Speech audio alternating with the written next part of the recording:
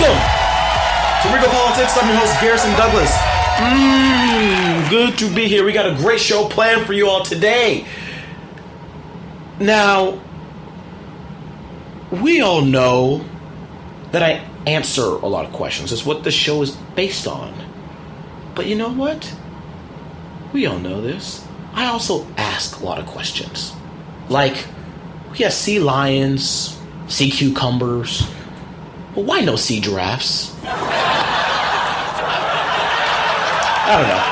Maybe we did. They all went extinct. Who knows? But all my other very important questions will be answered today because my guest today is Dr. Chris Martenson, co-founder of Peak Prosperity and author of the book, The Crash Course, The Unsustainable Future of Our Economy, Energy, and Environment. Also joining us on the show is my executive producer, Sophia Douglas. Good to have you both here. So Dr. Martenson, can you tell us just a little bit about your organization, Peak Prosperity? I'd love to. So Peak Prosperity is an organization that myself and Adam Taggart have co-founded, and it's a very large community, and we have a website, and we are dedicated to helping people understand that we are living through and are going to continue to live through some of the most extraordinary changes economically, environmentally, and with respect to our energy landscape. Some of the largest changes that have ever been lived through by any generation ever in history. And so the Peak Prosperity is an idea, you know, it's got a couple of connotations in there. One, that in some respects, we're sort of at a peak of overall lifestyle, standard of living for much of the world, but at the same time, there's ways that individuals, countries, companies can navigate this new future and understand how they can optimize their own performance, optimize their own prosperity as we go into this new future. So that's what we do. It's all about education, context, understanding really what's happening in the world. And I gotta tell you, Garrison and Sophia, our media in the United States does a horrible job of providing context, of letting people actually know what's happening and why. That's what we do. That's perfect because, you know, definitely the American people need to know exactly what's going on with the economy. And I know you have also written a book, The Crash Course, The Unsustainable Future of Our Economy, Energy, and Environment. So what brought you to want to write that book? You know, not a day goes by that I wish I wasn't selling pet rocks or Escalades or something like that. But what happened was, Garrison, I started researching what was happening in the economy, and I discovered things about unfunded entitlement programs at the federal level or unfunded pensions at the state level, or started looking at how money was created, simple things like that. And one thing led to another, and I suddenly discovered the connection between energy, the economy, and the environment. I put all three into one spot. I looked at it and I said, oh my goodness, the way that I've been taught by all of my education, and you know, I've got an MBA as well. I spent 10 years in corporate America, made it to vice president of a large corporation. Through all of that, nobody ever taught me the actual structure of what was happening and why. And when I put all those pieces together, I said, this is simply unsustainable. It's going to change. Now, change always represents opportunity and risk. For people who can't see the change coming, huge risks are coming. For people who can see what's about to unfold, I think there's extraordinary opportunity. So my dedication, my mission, the mission of my organization is to create a world worth inheriting. That's long-term. Short-term, we want to help people avoid what we think are unnecessary risks, shortfalls, pitfalls, possible disruptions that could really upend people's lives, like we saw in 2008, 2009. A lot of people got hurt by that. Perfect. Okay, then that's very admirable. Now, you know, as you know, what we're talking about today is, you know, what's going on with oil prices. We saw them. You know, they were up for years. You know, just draining the pockets of the American people, and a lot of the world too. On top of that. But of course, trucks. People were just getting rid of them. Couldn't get rid of them at all, though. But they were trying. They couldn't afford them anymore. Couldn't afford to drive them. But now they got low. So have they? Are you supposed to expect them to get any lower, or are these basically the prices that we're going to be seeing right now? So two things, important context. As recently as 2005, people would have been thrilled with $50 a barrel oil as an upper price limit. Oil people in the business would have said that would be fantastic, because oil first breached the $50 barrel level up in 2005. It shot up from there. It's been at $100 a barrel for a chunk, and now it's settled back to $50 a barrel in the U.S., 60 on the world stage, and people are like, woo, that's cheap. No, it's not. Historically, this is not cheap. So we're still seeing somewhat elevated oil prices at this point. We're going to see, I think, slightly lower oil prices over the near term. That's just supply and demand. We're looking at the world economy. This is the part of the story, Garrison, that most people don't talk about. They're like, wow, look at all this supply coming from U.S. shale. That's part of the story. But overall, world oil is a global commodity. In the world stage, we have not seen a huge amount of oil increase across the world. It's been about 1.5% over the last year. That's not a lot. And if we had had a robust global economy, it would have sucked all that oil up and more. The problem is the demand side of this story. There hasn't been a lot of demand because the global economy is not doing great. U.S. is sort of limping along, but we're the bright star in this story. Europe is actually in recession, to slightly down. China's slowing down big time. Japan's in recession. South America's in deep trouble right now. So what you have to understand oil, you have to understand supply and demand. Those two pieces come together, give you price. I think we've got prices that are reasonable now, are probably going to go low, but in 1 or 2 years, they're going to spike a lot.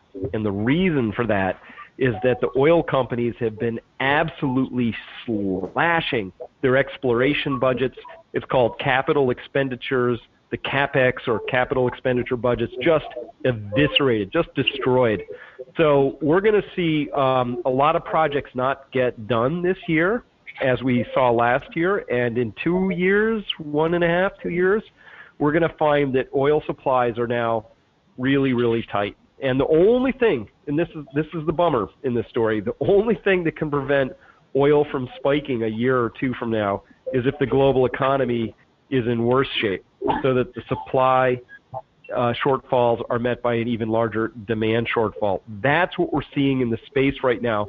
There's just blood in the streets for the oil companies. It's been absolutely astonishing for people in the business to see what's happening right now. Okay, so now I know we heard CNN reported about a couple of weeks ago that earlier this year we saw a 1% uptick in SUV sales. Just a lot of people are excited about these low prices, or lower prices, as we know. Is that so that's something that we shouldn't be doing right now? Is that correct? We shouldn't be just jumping. That is absolutely correct. They should not be doing that, Garrison, because an SUV purchase, SUVs are made really well now.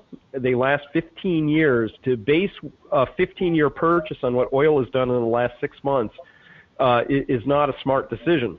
So this happens all the time, though. We see this in the data. Oil prices go down for 4 to 6 weeks, and all of a sudden, it's not just the SUVs. The top 3 selling automobiles or vehicles in the last quarter were F-150 trucks, the 250s, and the Tahoe series, right? So we're seeing people gravitate towards vehicles that have lower miles per gallon during a temporary lull in the oil prices. That's not a smart decision. See, okay, and that makes a whole lot of sense. So hopefully, all of you guys out there right now who are listening, if you're considering purchasing an SUV, listen to Dr. Martenson, and just wait. This is not the moment to just jump, make a multi-year decision based off of, as Dr. Martenson said, a 6-month economic change.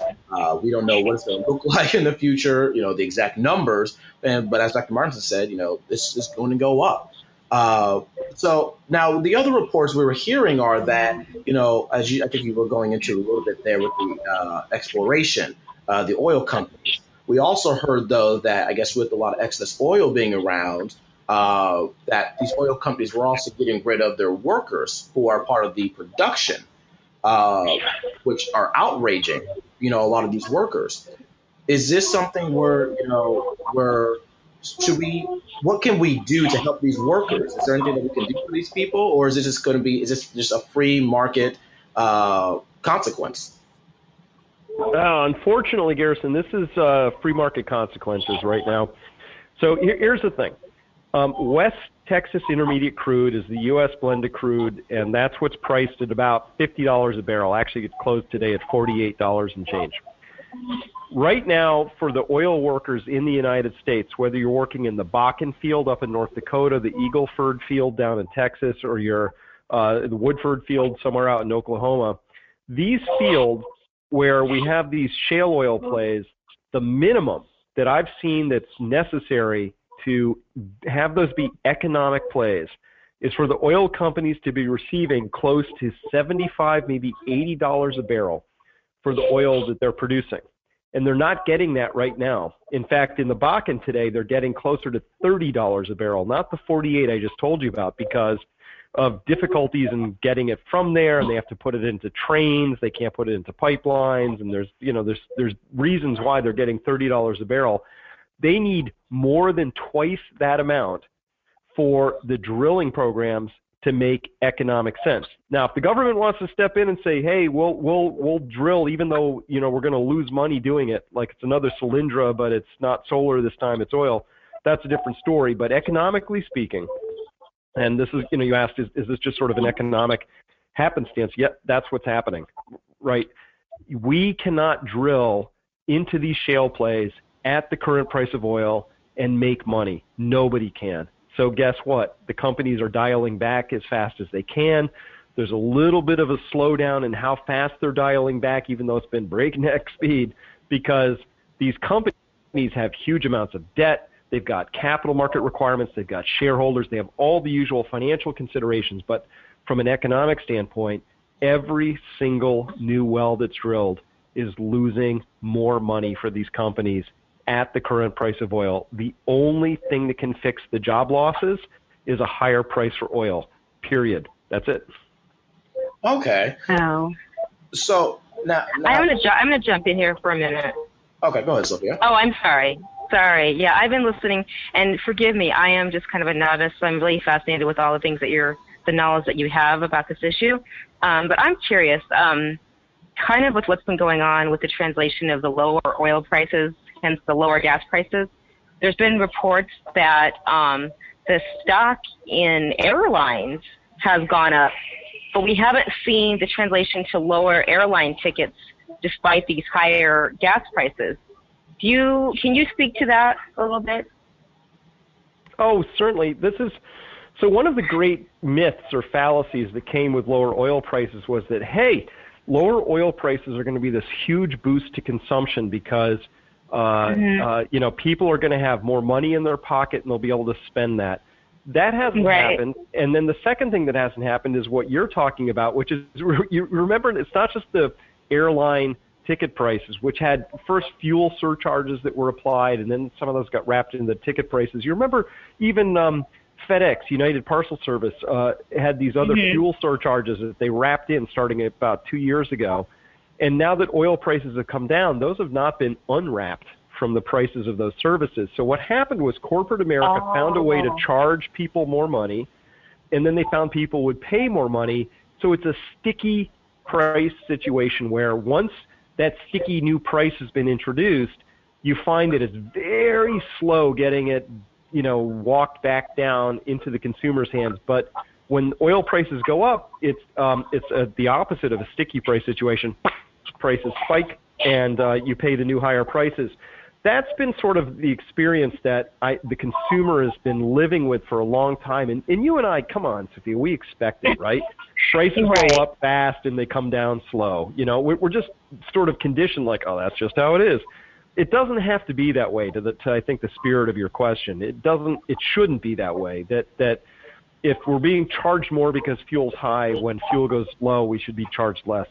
That doesn't happen, not in my experience, not in yours, and not anybody listening. So what we've seen is that from a larger perspective, all these claims that we were going to see this great, sort of consumer relief and release because of lower oil prices hasn't happened. And it hasn't happened because the consumer hasn't actually felt all of that relief yet.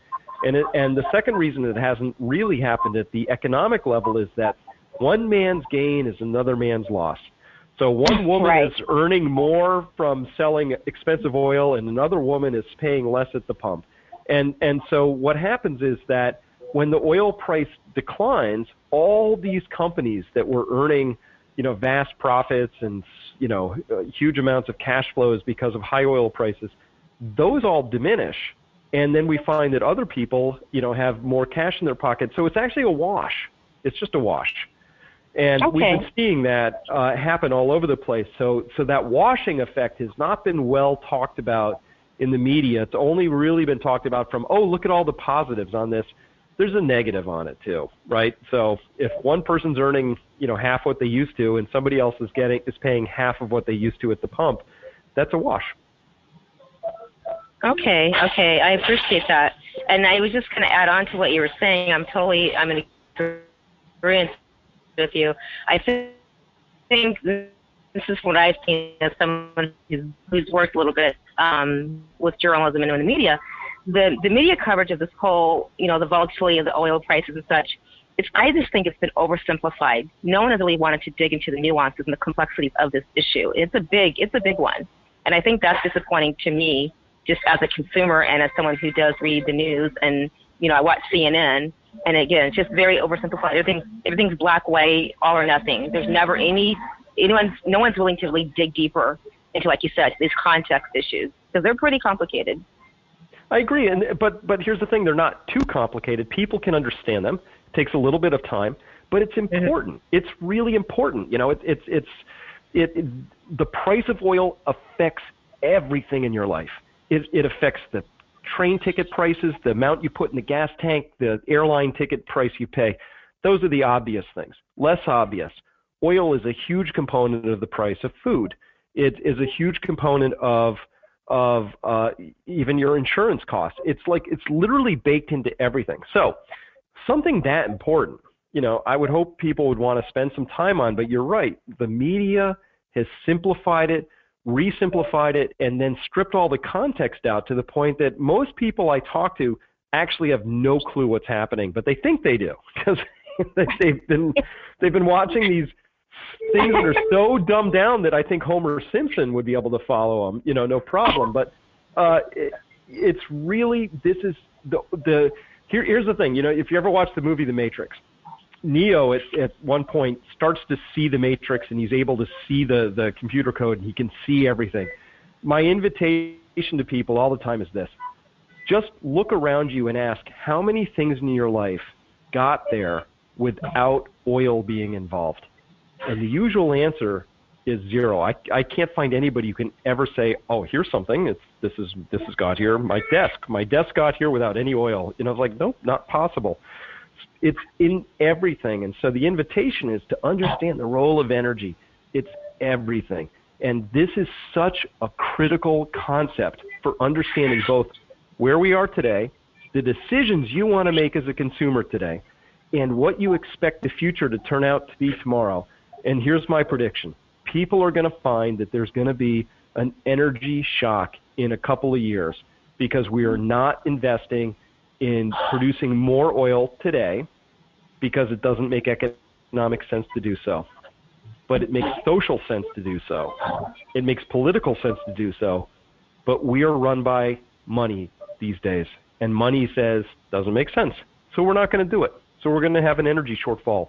And that's when people are going to discover, oh my God, energy's everything. It's literally everything. Well, okay. Now, definitely, and I definitely want to squeeze this in because I know we're running short on time now. And we're hearing, that as I spoke earlier, that that workers are losing out, as these prices are going lower and they're cutting back on production. But then also we spoke before on how airline stocks are going up. Who else is winning here, and who else is losing that we don't know about already? So this is one of the most complicated periods of environment to ask the question around prices, because our central banks have been printing money and throwing it into the markets in the trillions of dollars with the express intent of manipulating prices higher and lower, right? So they've wanted bond yields or interest rates to go down. They've wanted stock markets to go up. They've done that. People have written articles around the edge to go, oh my gosh, look at this wealth gap, right? Wealthy people who own stocks and bonds seem to be making out like bandits. Who knew? I knew. Everybody knew who understood how the system works. We've been printing money like crazy. And so when you ask the question, when we see airline stocks going up or we see other stocks going down, these are some of the most heavily distorted, untrustworthy prices that I have ever seen in my entire year being a very active investor and being a very active investment consultant.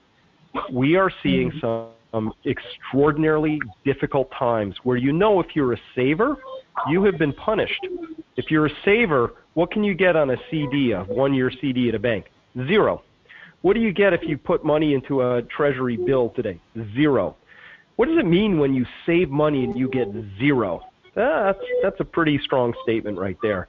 People have been forced, because of the 0% thing I just mentioned, to take risk. They've been chasing risk. They've been in the stock market. It's been driving stock prices up. Maybe the airline stocks you just mentioned. This is one of the most extraordinarily difficult times to live your life, play the game, earn money, save money, and trust that you can put it somewhere where it won't disappear at the blink of an eye because our systems just went haywire. This is everything we talk about at Peak Prosperity, is that if you understand the context of the system, you understand the risks. And a lot of people listening to this, and maybe yourself, are going, well, that sounds depressing, and that doesn't sound cool to me. But here's the thing, it's just a game.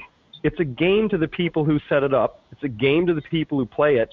But the people who don't understand it as a game don't understand the rules, right? It's kind of like you understand baseball, but you step into a rugby match.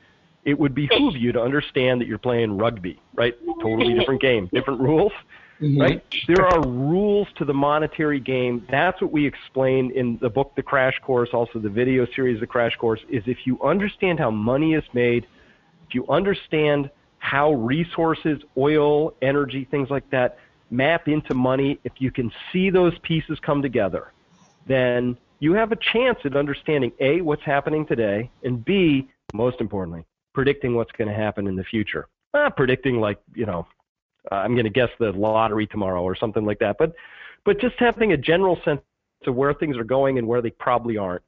That's what we do. And here's the thing that frustrates me a little bit. So here's my heart on my sleeve. The Crash Course that I put together is about a 3-hour video series. And you're like, wow, 3 hours of video. Dude, I don't even watch 10 seconds of cat video before I get bored, right? But think about the investment. 3 hours to understand where everything is and where it's headed is just nothing of an investment. And somehow that's too much for a lot of people, and that's fine. So they won't know what's going to happen. But for the people who care, who are curious, who want to know, the information's all there. Welcome to the internet age. It's all there for anybody who wants to learn. That's the genius of today. It's amazing. We live in the most amazing times. See, and that's really great to rise back up to that, because right now, of course, like you said, there's things that can get a little depressing if you don't really know what's going on. All you hear is high, low, increased prices, debt. That's all we hear right now. And sometimes we need a little bit of enlightenment, a little bit of a pick me up. Now I know, like you said before earlier at the very top of the show, that we're going to be seeing prices rise again. So with that being said, I know President Obama spoke while prices were starting to free fall for a little bit there, basically saying to the American people, don't go out spending all this money that you're saving, to hold on to it. What type of suggestion would you make to our viewers or our listeners here in regards to, with oil prices going to go back up pretty soon here or later in the future. What do we do with this money that we're saving currently? Well, if you're saving it, keep saving it. But here's the thing: you have to make sure you're saving it into something safe. So here's the larger context. I mean, if people are I totally understand what you just said, and I totally get it, because when things are unexpected and unexplainable, they're scary. They're really scary. I totally get that. Mm-hmm. My point of view is to say, listen, things don't have to be unexpected or unexplainable, because we can get the context if we want. And it might be mine, it might be somebody else's. There's a lot of avenues you can get this stuff. I'm not just trying to pimp myself out here, but we have a way of explaining things that most people will look at and go, well, now things fit. I get that, right? Mm-hmm. So if you understand that context, then here's the larger context that I'm going to take one giant step back from everything I've said so far.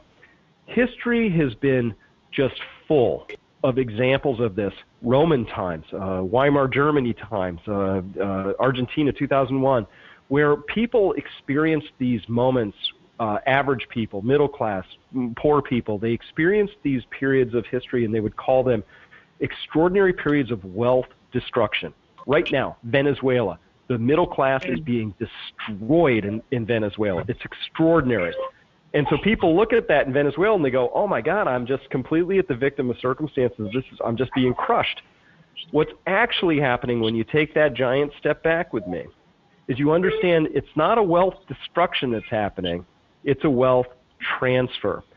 When you go to Venezuela and you see all the destroyed people, you'll still notice the same number of buildings, the same oil resources, the same number of arable acres of productive farmland, the same water resources, the same utilities. Everything that's true wealth is still sitting there. So here's my message to somebody when you ask, should we keep saving? What do we do?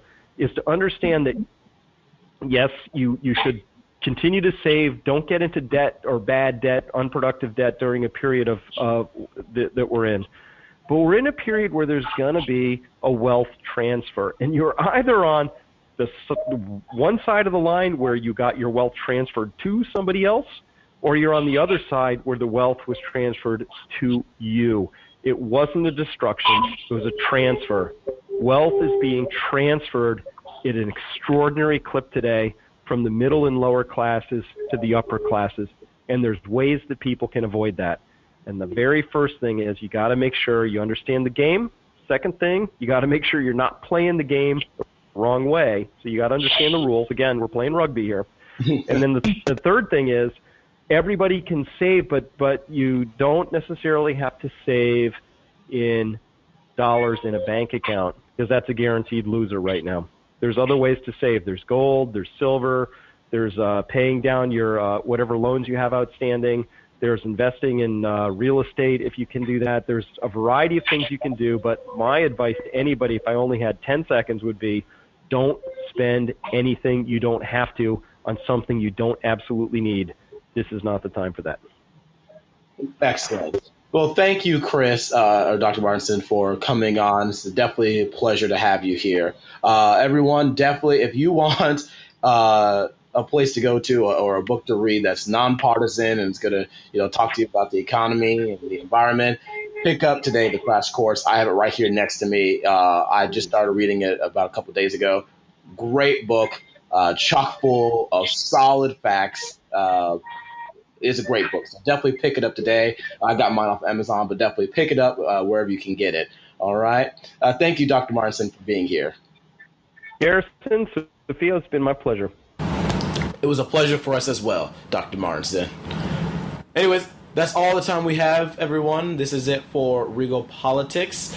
Tune in next week for our special guest. We have a great show planned for you. Go online, follow us on Facebook and on Twitter to find out exactly who it's going to be. Also follow us on Instagram. We got a brand new Instagram account, guys. Exciting stuff.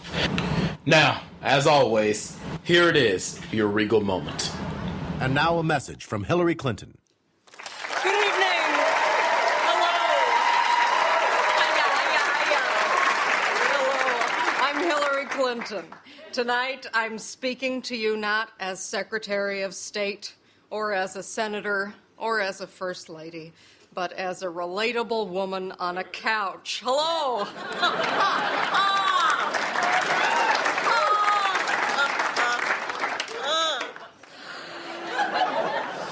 Recently, it was revealed that while I was Secretary of State, I did not use a government email. I used a personal one, leading many to believe I was hiding scandalous or incriminating emails.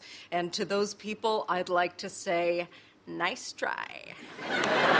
Those emails are clean as a whistle. This is not how Hillary Clinton goes down.